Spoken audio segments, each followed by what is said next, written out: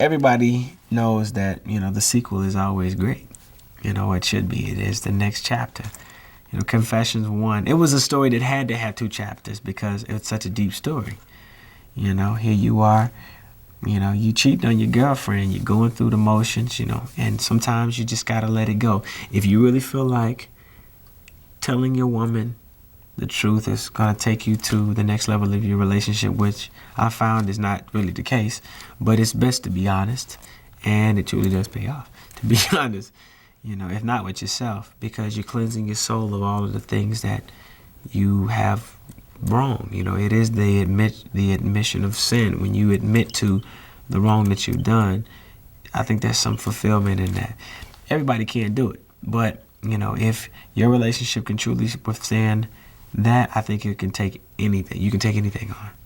I don't know what you came to do tonight, but I came to party is the kickoff. That lyric is the ultimate party starter, man. I don't know, was a hot record, it was a hot record in, 01, 02, and then, lights out. You got it bad. Having it bad, man, everybody has it bad once in their life, when you go through that, heartbreak, that moment with your significant other when it's over, or you just can't let it go. You hang up and you call her right back. You miss just one day without that friend of yours and your whole life is off track. You got it bad when you stuck in the house and you don't want to go out with your friends, have fun, go to the movies. She's all you think about. You got it bad when you're out with somebody else, but you keep on thinking about the other person you were with. You got it bad. Let it burn. Sometimes it gets hot. Sometimes the relationships get so steamy that you just gotta let it go. You gotta let it burn. Yeah, it hurts. And I think burn is probably the only word that you could use to explain the anguish and agony that you go through when you're letting go of a relationship that means that much to you, or, that you really don't want to let go. But sometimes you just gotta let it burn, man. You gotta let it burn. Caught up, everybody gets caught up once or twice in their life, sometimes 3. Sometimes people spend their entire lives caught up and never really know it. But, when you find that one girl that's dangerous, that lower body reminds you of a horse. Whew. Good luck, man. Well, yeah, it's obviously it's better than no, right? Imagine that. What if it had been as big of a record if it was no. I just don't see it. Yeah, man. Little John Ludacris came through and, really helped take that record to the next level. But yeah, I think it's the one record that made all of the difference in the career of Usher, man.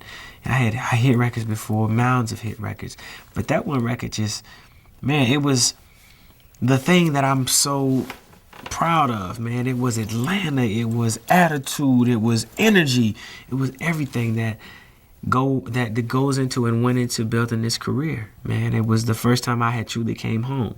I felt like my previous albums, you kind of felt like, okay, New York, you had some issues. It was cute, it was fly, it was fun. The videos were cool, all of that. But then, I'll tell you, it was just something about that endorsement of Atlanta and that recognition of the place that made the difference in my life, man.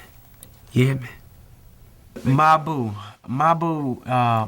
man, is a term of endearment that we all, have used. Or if you haven't used it by now, you should, I think, with the repackaging of the project, me and Alicia Keys, I'm so happy that she put it together. The writer of that, Adonis, man, great writer, great friend. Matter of fact, it's funny how we kind of came together. Me and, Adonis, the writer of my boo, we were friends. We were in a group at a young age, and we came back around 15 years later, and he makes a #1 record for me. Ain't that amazing? Small world, man. That is a throwback. Just Call Me Back is the beginning of it all. I was featured on the Poetic Justice soundtrack, Janet Jackson movie, and Tupac, Janet Jackson and Tupac's movie. It's funny, man, how with all of the chain of events that took place in my life, they all kind of have something to do with each other or evolve naturally. You know, being in a movie with Janet Jackson, end up touring with Janet Jackson.